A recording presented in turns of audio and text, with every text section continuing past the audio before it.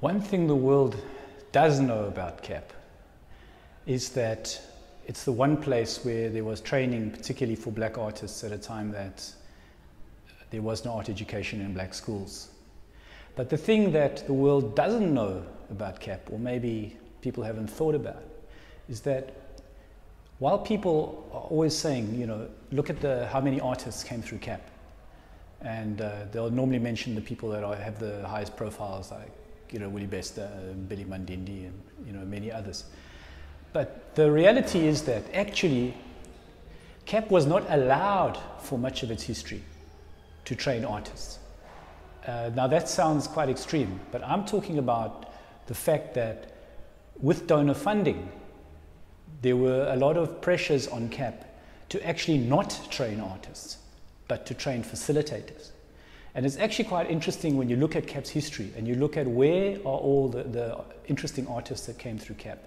You'll actually find that a lot of them came through the early years, in the late 70s or the early 80s. Thinking about people like, I mentioned Billy Mandindi already, Solomon Siko, Sophie Peters, Sipho Shlati.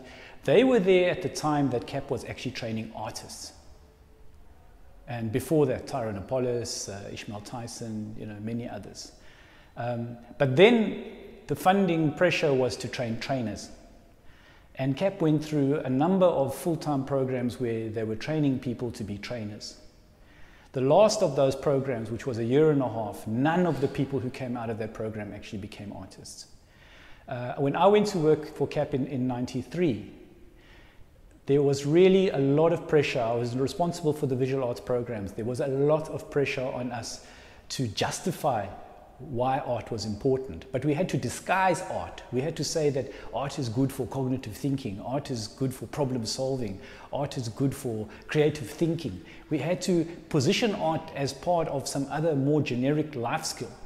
And I think, you know, many of the interesting artists from the 80s as well, I mentioned some of those that as I said, were trained at CAP, and they were full-time students.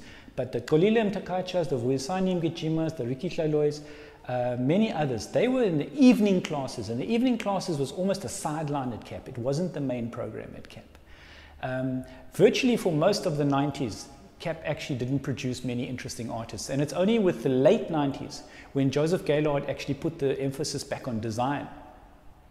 That's the time when Indikumbule is there, Datini is there, Lonwabo, Sheikh Tembani, and others. And I'm not saying that the organization created the artists, but what I'm saying is that the conditions were conducive for people to develop as artists, whereas at other points, really the emphasis was on this idea of training people that would go into the community and work.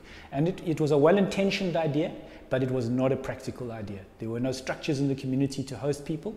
And many artists were actually turned away from those programs because they didn't have those links to those structures. So the organization would take people who were connected to civics, to women's organizations, etc., over and above people who were necessarily interesting as artists. So one can also think that if that had not been the situation, if there had been more funding for artists, then we would actually have probably a lot more interesting artists than we have already from the Cape. That's what I think the world should know about CAP.